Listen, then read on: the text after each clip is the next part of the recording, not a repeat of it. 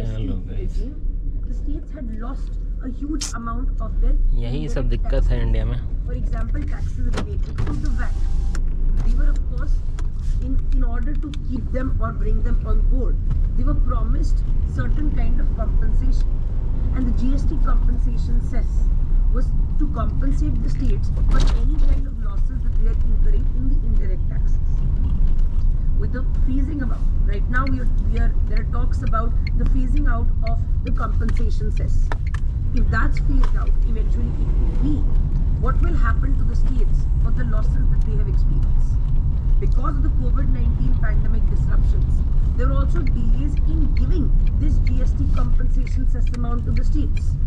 So today, as of now, when we speak, the states are severely financially crunched or there is scarcity. In this case, the states have repeatedly accused the center of specifically delaying wage payments under MG-Narega Act, especially to those states in which there is an opposition political party in power. So yes, these kind of transactions can also become politicized in nature. With these kind of allegations already in place, with these kind of delays that are already in the newspapers, and with this kind of financial capacity of the state that is stressed at the moment post the GST situation and the GST cess that is to be done away with, there can be a huge backlash from the states as well as opposition party members.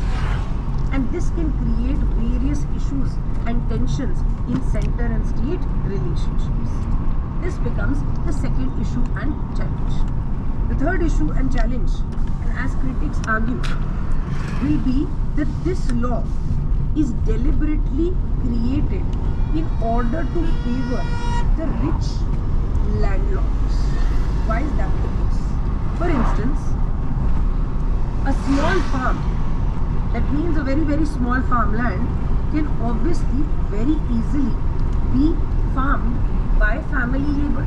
You do not need to hire extra labor. Yes, but a farmland of maybe a very rich landlord owning various acres of land might require surplus labor that they need to hire in order to take up the agricultural operations.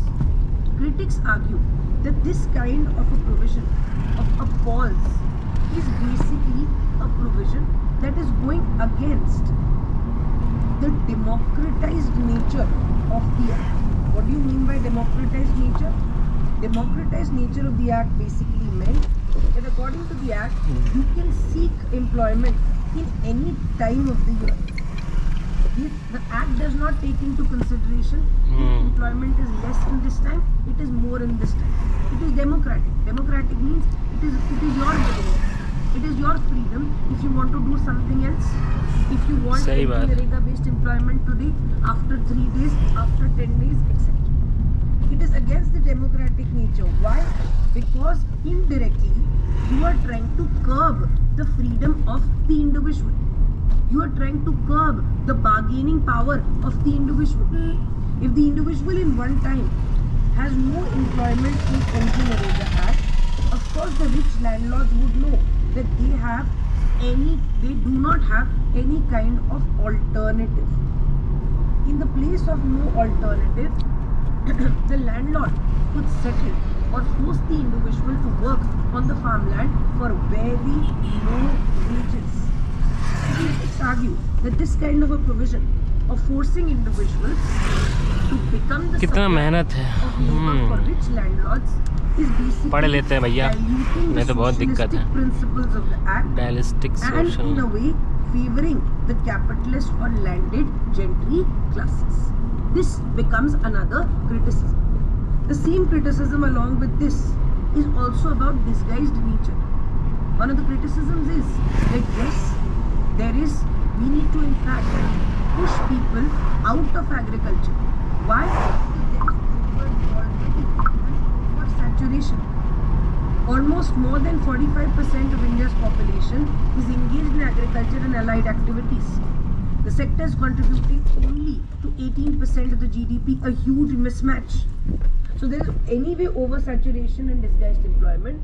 चलो In that guys and case, करते हैं